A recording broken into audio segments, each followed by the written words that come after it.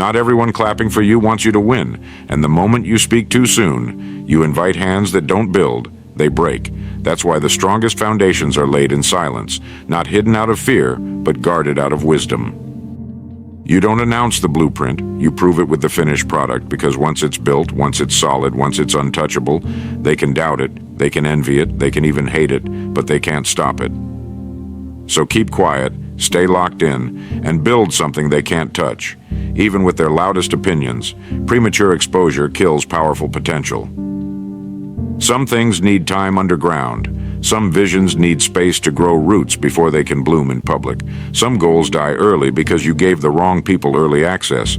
They weren't ready for your dream, and your dream wasn't ready for their judgment. Not every idea deserves a round table.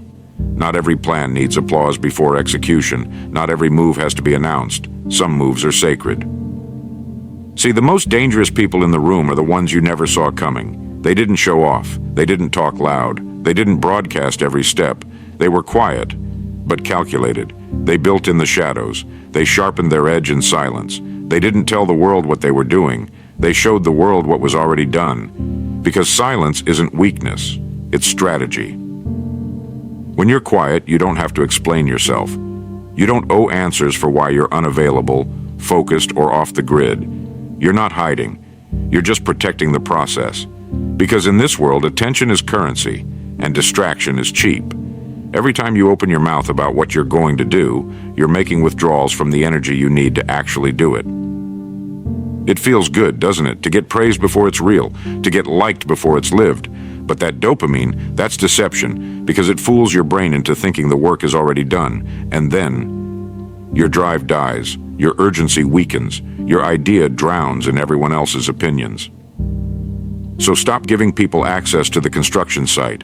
They don't see the vision. They don't carry the weight. They don't know what it takes to build this thing. And if you're not careful, their doubt will become your delay. You don't need their validation. You need your vision. You need your discipline. You need your silence. Because when it's built, when it's real, when it's bulletproof, you won't have to say a word. The results will be louder than their opinions ever were. This isn't about playing small. This is about playing smart. You don't need to be seen to be successful. You need to be grounded. You need to be clear. You need to be focused enough to let the work speak for itself. So don't announce your greatness. Become it. Don't rush your reveal. Refine your craft. Don't speak it. Build it.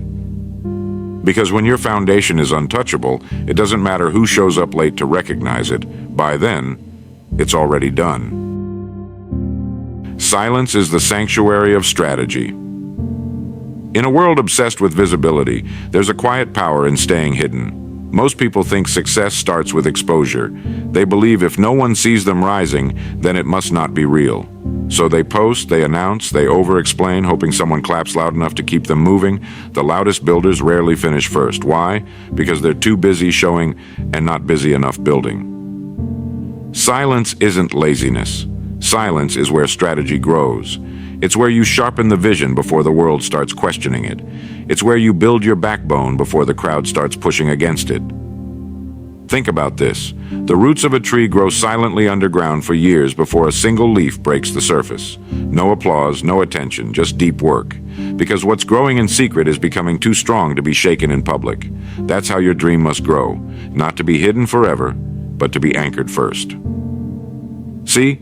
When you talk too early, you expose the blueprint to critics who've never built a thing. You open the door to voices that don't carry your vision, don't carry your faith, and definitely won't carry your burden. And when your vision is still fragile, one sarcastic laugh, one careless comment, one passive-aggressive good luck can plant doubt where confidence should be. This is why some of the greatest breakthroughs in life don't come with a big announcement. They come with silent consistency. You wake up, you grind, you build. No headlines, no cameras, just clarity and commitment. Because in silence, you hear better. You hear your calling more clearly. You hear your discipline kick in. You hear your excuses melt under pressure. And while the world waits for something to watch, you're building something it will never forget. Silence is where the strong get stronger. It's the gym before the game, the blueprint before the building, the fire before the fame. So if you feel unseen right now, good. You're in the best place you can be. When the spotlight comes, and it will, you won't be fumbling with explanations.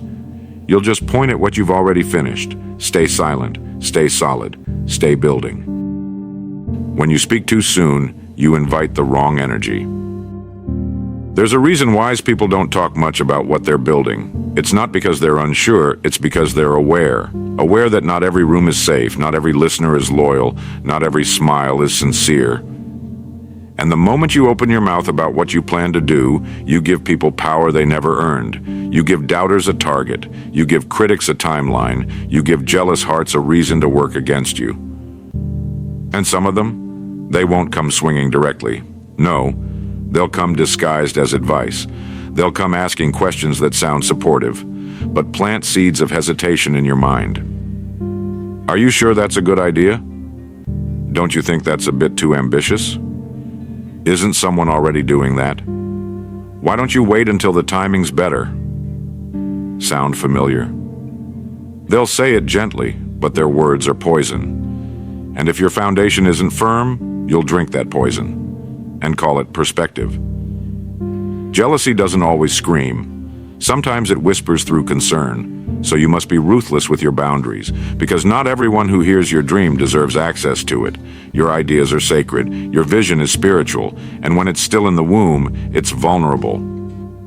Would you take a newborn baby and throw it into a crowd of strangers? Of course not. Then stop doing that with your goals. Stop explaining to people who only understand limitations. Stop proving yourself to people who want to see you stuck. Stop thinking exposure will bring you clarity. It won't. It'll bring opinions, it'll bring noise, it'll bring energy that wasn't meant to enter your process. See, the wrong energy doesn't just slow you down, and it makes you question yourself. And once you start second-guessing your next step, momentum dies. And when momentum dies, regret is born. You don't need that. What you need is insulation. You need your environment to be clean, focused, and protected. Let your work be louder than your words. Let your results speak when the time is right. Because when it's built, they'll ask, when did you do all this? And you'll smile and say, when you were talking, I was working.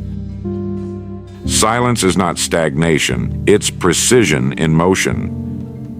Some people think if you're not talking about it, you're not working on it. Let them think that. Because you're not here to update, you're here to execute. Silence doesn't mean stillness. Silence means focus. It means you're moving with precision, not with pressure.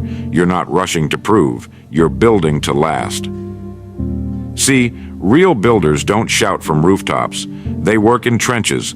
They don't ask for praise in the process. They prepare for impact. You ever notice how the tallest buildings take the longest to construct? Because their foundation runs deep. They don't rush the layers. They don't skip the structure just to show a facade. You can't microwave mastery. You can't shortcut strength. But most people don't understand that kind of process because they live for performance, not progress. They live for the announcement, the applause, the attention, not the alignment. And that's why they fall apart when no one's watching, because their identity was built on visibility, not value, but not you.